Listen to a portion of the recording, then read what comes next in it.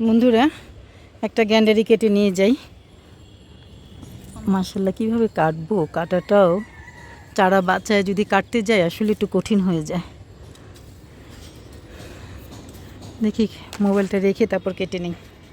এই দেখেন আখটা কেটে নিলাম, এই যে বড় আখ, এবং এই যে এর যে আগাটা সেটা আমি এখন আবার এখানে রোপণ করে দিব।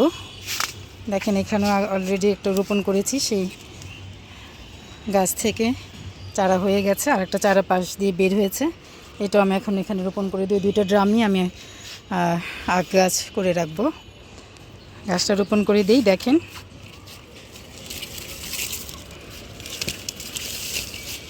এখানে রোপণ করে দিচ্ছি।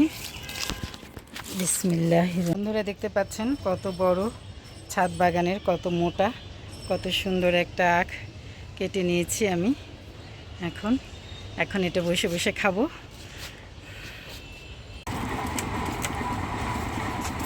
মাশাআল্লাহ কতগুলো আখ কেটে নিলাম ছাদ বাগানের। কালো আখ আছে, কতগুলো আখ দেখতে পাচ্ছ, অনেকগুলো আখ আমরা কেটে নিলাম মাশাআল্লাহ।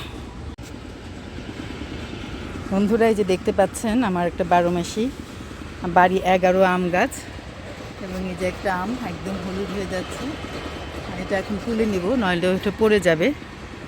আর এখানটাতে কিছু আম আছে, আর এদিকে আম ছিল কিছু, সেগুলো কিন্তু আমি কাঁচা পেরে খেয়ে ফেলেছি মাশাআল্লাহ। আজকে দেখতে পাচ্ছি একটা ড্রাগন ফুল ফুটেছে, দেখি তো হাতে পরাগায়ন করে দিয়ে যাই। এই যে দেখ, এই ভোরবেলাতেও কিন্তু পরাগায়নটা পড়ে যায়, তবে খুবই ভোরে আসতে হবে। এখান থেকে একটু ছিঁড়ে নিয়ে, এসে যদি আমি একটু ছিঁড়ে নিয়ে এখানে করে দিই, তাহলে কিন্তু পরাগায়নটা হয়ে গেল।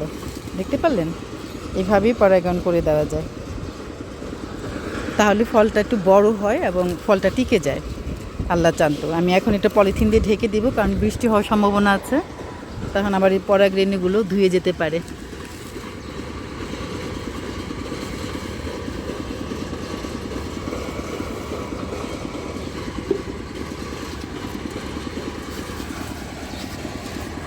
দেখতে পারলেন ছাদ বাগান থেকে এই আখগুলো তুলে নিয়েছি। এই যে দেখেন এখানে কতগুলো আখ মাশাআল্লাহ আলহামদুলিল্লাহ। আজকের ফসল তোলা হলো অনেকগুলো আখ, তারপর হচ্ছে অনেকগুলো সালাদ কচু, তারপর হচ্ছে ধুন্দুল। আমটা কোথায়? আম এটা গাছ পাকা বাড়ি 11 আম। এই যে দেখেন কতগুলো সালাদ কচু পেয়েছি, মুঠি ভরে সালাদ কচু। আজকে কচু দিয়ে ভালো রান্না হবে, আর হচ্ছে এই যে আখ খাওয়া হবে, তাই না প্রাণময়? হ্যাঁ।